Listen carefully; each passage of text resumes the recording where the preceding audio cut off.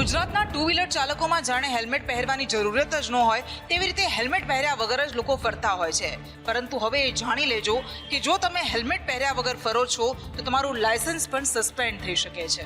ગુજરાતમાં હેલ્મેટના નિયમોનો ઉલાળ્યો થાય છે, ત્યારે આ વાત ગુજરાત હાઈકોર્ટના નજરે આવતા ગુનેગારો વિરુદ્ધ લાલ આંખ પણ કરવામાં આવી હતી અને ફરજિયાત હેલ્મેટના નિયમનું પાલન થાય તે માટે પોલીસને પણ સજાગ કરવામાં આવી। કમિશનરના જાહેરનામા બાદ પણ ખુલ્લેઆમ હેલ્મેટ વગર ફરતા લોકો વિરુદ્ધ હવે આરટીઓની કડક કાર્યવાહી શરૂ થઈ છે અને 2 કે તેથી વધુ વખત હેલ્મેટ વિના પકડાતા ચાલકોને નોટિસ ફટકારી લાયસન્સ સસ્પેન્ડ કરવાની પ્રક્રિયા હાથ ધરાઈ છે। અમદાવાદમાં અત્યાર સુધીમાં 750 લોકોને હેલ્મેટ વિના વાહન ચલાવવા માટે નોટિસ પાઠવવામાં આવી છે। હવે 750 વાહન ચાલકોના લાયસન્સ સસ્પેન્ડ કરવાની કામગીરી આ મહિનાના અંત સુધીમાં પૂરી કરવામાં આવશે અને ડિસેમ્બરના અંત સુધીમાં આ તમામ કેસની કાર્યવાહી પૂરી કરાશે। વલસાડમાં એક વિદ્યાર્થીની પર પહેલા દુષ્કર્મ આચરવામાં આવ્યું, ત્યારબાદ તેની હત્યા કરી દેવામાં આવી। પોલીસે આ કેસને લઈને બીજી વખત સર્ચ કર્યું છે, તેમ છતાં આરોપી પોલીસ પકડથી દૂર છે। વલસાડના પારડીના મોતીવાડા રેલવે ફાટક પાસે આવેલી વાડીમાં બીકોમના બીજા વર્ષમાં અભ્યાસ કરતી વિદ્યાર્થીની સાથે થયેલા દુષ્કર્મ હત્યા કેસમાં પોલીસ હાલ તપાસ કરી રહી છે।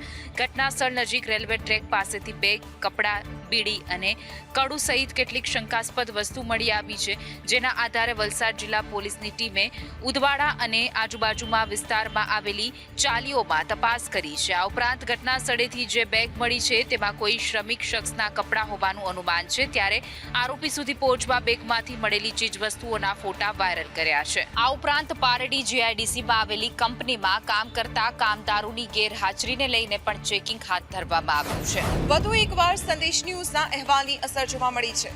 30 લાખનું સોનું પડાવનાર પોલીસ સામે કાર્યવાહી કરાઈ છે। રાજકોટ શહેરના એ ડિવિઝનના પોલીસ કર્મીઓ પર હવાલાકાંડનો ગંભીર આક્ષેપ લાગ્યો હતો અને આ આક્ષેપ સોની વેપારી હિરેન આડેસરાએ લગાવ્યો હતો અને કહ્યું હતું કે તેને પોલીસ સ્ટેશને બોલાવી 3rd ડિગ્રી આપી તેની પાસેથી 30 લાખનું સોનું પડાવવામાં આવ્યું છે, જે અંગેનો અહેવાલ સંદેશ ન્યૂઝ પ્રસારિત કરતા પોલીસ બેડામાં હડકંપ મચી ગયું અને તપાસનો ધમધમાટ શરૂ થયું હતું અને સંદેશની ઇમ્પેક્ટના કારણે ફરિયાદીને ન્યાય પણ મળ્યો છે। એ ડિવિઝન પોલીસ મથકના 2 કોન્સ્ટેબલ કિશન આહિર અને ભગીરથસિંહ ઝાલાને સસ્પેન્ડ કરવામાં આવ્યા છે। આ કાર્યવાહી પોલીસ કમિશનરે કરી છે। લોકોની સમસ્યાને વાચા આપવી એ અમારી ફરજ છે અને તેની જ ધારદાર અસરથી 2 દિવસમાં કોન્સ્ટેબલ સામે કાર્યવાહી કરવામાં આવી। ગુજરાતમાં જાણે બોગસ ડોક્ટરનો રાફડો ફાટ્યો હોય તેમ સમયાંતરે બોગસ તબીબો ઝડપાતા હોય છે, ત્યારે હવે અમદાવાદના પોસ્ટ વિસ્તારમાંથી પણ એક ચોલાછાપ ડોક્ટર ઝડપાયો છે। અમદાવાદ શહેરના હેલ્મેટ સર્કલની બાજુમાં છાપરામાં મની ક્લિનિક નામનું 20 વર્ષથી દવાખાનું ચાલતું હતું।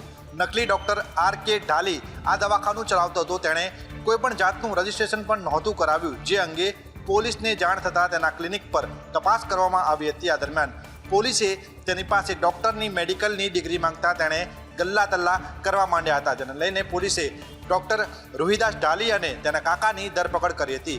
પોલીસે રિમાન્ડની માંગ સાથે બંને આરોપીઓને કોર્ટમાં રજૂ કર્યા હતા। જોકે નામદાર કોર્ટે બંને આરોપીઓની રિમાન્ડ અરજી નામંજૂર કરીને બંનેને જામીન મુક્ત કર્યા છે, ત્યારે પોલીસે આ ડોક્ટર પાસે રહેલી BAMHની ડિગ્રી સાચી છે કે ખોટી તે દિશામાં તપાસ શરૂ કરી છે। સંદીપ પિરાણીનું ફોકસ બિલ્ડિંગ કાર 500 કરોડને પાર કરે તેવી શક્યતાઓ છે, કારણ કે તેને અન્ય 8 જેટલી પેઢીઓ મારફતે 582 કરોડથી વધુની ખરીદી શંકાના દાયરામાં છે। બોગસ બિલિંગ કૌભાંડમાં સ્ટેટ GST દ્વારા સંદીપ વિરાણીની ધરપકડ કરી હતી। પ્રાથમિક તપાસમાં જ આ કૌભાંડ 500 કરોડથી વધુનું હોવાનું બહાર આવ્યું છે, કારણ કે 8 પેઢી મારફતે 58.264 કરોડના વ્યવહારો કરવામાં આવ્યા હોવાનું તપાસમાં ખુલ્યું છે। જ્યારે આરોપીના રિમાન્ડ આજે પૂરા થતા કોર્ટમાં વધુ રિમાન્ડ માટે રજૂ કરવામાં આવતા કોર્ટે વધુ 3 દિવસના રિમાન્ડને મંજૂરી આપી છે। આપને જણાવી દઈએ કે સંદીપ અનવર વિરાણીની સ્ટેટ GSTના અધિકારીઓએ 13 નવેમ્બરના રોજ ધરપકડ કરી હતી। GSTએ સંદીપને કોર્ટમાં રજૂ કર્યો હતો અને 13 કરોડનો ખેલ સામે આવ્યો છે, ત્યારે અન્ય 3 દિવસના રિમાન્ડ આપવામાં આવતા આંકડો 200 કરોડને પાર પહોંચી ગયો છે। રાજકોટ નાગરિક સહકારી બેંકની ચૂંટણીમાં આજે મતદાન થયું ને આ ચૂંટણીની અંદર ભાજપ અને સંઘના આગેવાનો આમને સામને જોવા મળ્યા। રાજકોટ નાગરિક સહકારી બેંકની 27 વર્ષ બાદ ચૂંટણી યોજાતા આજે રાજકોટ સહિત 7 મતદાન કેન્દ્રો ઉપર મતદાન યોજાયું હતું, જેમાં 332 માંથી 320 મતદારોએ મતદાન કર્યું, જ્યારે 12 મતદારો મતાધિકારથી દૂર રહ્યા, જેમાં ભાઈઓના 288 માંથી 277 તો બહેનોમાં 44 માંથી 43 મતદારોએ મતદાન કર્યું। હવે 19મીએ પરિણામ જાહેર થશે, જેમાં ખ્યાલ આવશે કે ભાજપનું ખુલ્લું સમર્થન મેળવતી સહકાર પેનલ વિજેતા બનશે કે ભાજપ અને રાષ્ટ્રીય સંઘના લોકો દ્વારા દ્વારા બળવો કરી બેંકમાં ચાલતા કૌભાંડો બંધ કરાવવા માટે ચૂંટણી લડતી સંસ્કાર પેનલ વિજેતા બનશે. આ ચૂંટણીમાં મામા ભાણેજ એટલે કે જ્યોતિન્દ્ર મામા અને કલ્પક મણિયારની પેનલના ઉમેદવારો સામસામે હતા. જો કે કલેક્ટર દ્વારા ફોર્મ ચકાસણી દરમિયાન કલ્પક મણિયાર પેનલના 5 ઉમેદવારોના ફોર્મ રદ કરી દેવાયા હતા. વડોદરામાં સદસ્યતા અભિયાનને લઈને વિવાદ સર્જાયો છે. અહીં ભાજપના જ 2 ધારાસભ્યો આમને સામને આવી ગયા છે. મેં બી 3-4 વાર બધાને બોલાવીને વાત કરી કે સભ્ય વધાર્યા એ કથા હોય ને કથા સાંભળે ને પછી આમ ખંખેરીને જતા રહે એવી દશા થઈ જાય કે જે બધામાં વધારે સભ્ય બનાવે જે મોલ એને બધી ગ્રાન્ટ આપવાની હોય તોય નથી થતા. મોટા નેતા એવું કીધું કે આકોટા વિધાનસભામાં સંશોધનનો વિષય છે કે આટલા બધા કાર્યકર્તા લોકોએ પ્રાથમિક સભ્ય કર્યા કેવી રીતે. એવું વાત તો સાચી છે, સંશોધનનો વિષય છે, પણ સંશોધનનો વિષય એવો છે કે તમે તમારી પોતાની ચિંતા કરો કે તમારા ત્યાં કેમ નહીં થયા. કે હું તો સસલો આ મારો બેઠો કે ધીરે ધીરે કરીને પાસ થઈ ગયો. મેં કહું હા એ તો અમારી આવડત છે. અહીં ધારાસભ્યોના હૈયાની વાત હોઠે આવી ગઈ અને એ બંનેને સાંભળી કાર્યકર્તાઓને મોજ પડી ગઈ હતી. ગણતરીના દિવસો પહેલા યોજાયેલી વાવ વિધાનસભા પેટા ચૂંટણીમાં ભાજપ, કોંગ્રેસ અને અપક્ષના ઉમેદવારો સામસામે જોવા મળ્યા હતા.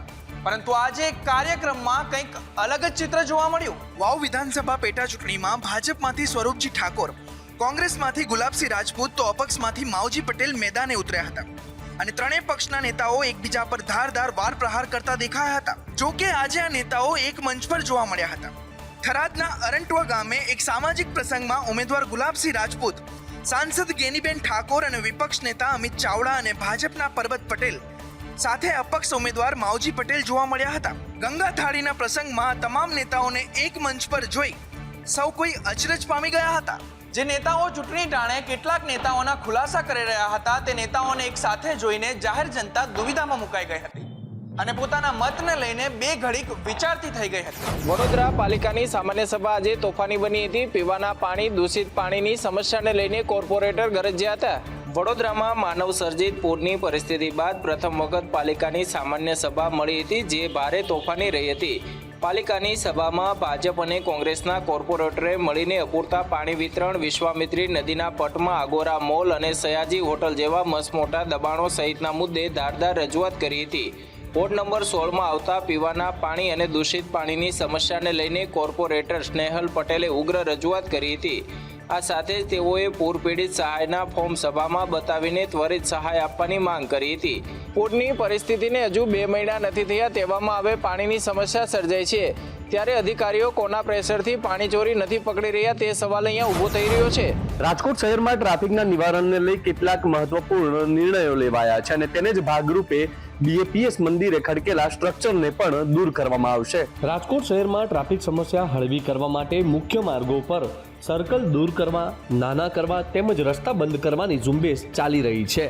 જે પૈકી રેસકોર્સ તેમજ 150 ફૂટ રિંગ રોડ પર કાર્યવાહી થઈ છે અને હવે કાલાવડ રોડ પર પણ ટ્રાફિક હળવો કરવા માટે મહિલા કોલેજ અંડરબ્રિજ પાસે મંદિરની સામેનું સ્ટ્રક્ચર દૂર કરવા મ્યુનિસિપલ કમિશનરે હુકમ કર્યો છે.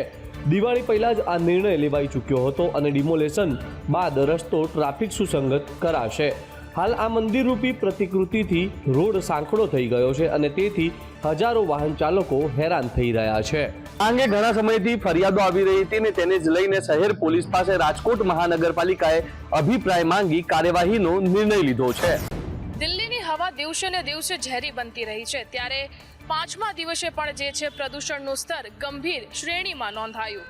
સેન્ટ્રલ પોલ્યુશન કંટ્રોલ બોર્ડના કહેવા પ્રમાણે સવારે 7 વાગે દિલ્હીમાં 14 સ્થળોએ AQI 400+ નોંધાયો. દિલ્હીમાં 37% પ્રદૂષણ દિલ્હી અને આસપાસના રાજ્યોમાં પરાળી સળગાવવાથી થાય છે તેમજ 12% પ્રદૂષણ વાહનોના ધુમાડાના કારણે થાય છે. તો અહીં પ્રદૂષણ ઘટાડવા માટે ગ્રેટેડ રિસ્પોન્સ એક્શન પ્લાનનો 3જો તબક્કો 15 નવેમ્બરથી લાગુ કરવામાં આવ્યો છે. આ સાથે સરકારી કચેરીઓનો સમય બદલાયો છે. તમામ પ્રાથમિક સ્કૂલોમાં ઓનલાઈન વર્ગો ચાલુ કરાયા છે તો ધોરણ 6 થી 12 સુધીની શાળાઓ માટે માસ્ક ફરજિયાત કરવામાં આવ્યા છે. તો અહીં સરકારે લોકોને પોતાના વાહનો ન ચલાવવાની અપીલ કરી છે. ત્યારે હરિયાણાના ઘણા શહેરોમાં AQI 400ની પાર પહોંચ્યો છે કે જેના લીધે ધોરણ 5ના બાળકોને ઓનલાઈન વર્ગ કરાવવા માટે સ્કૂલોને સૂચના આપવામાં આવી છે.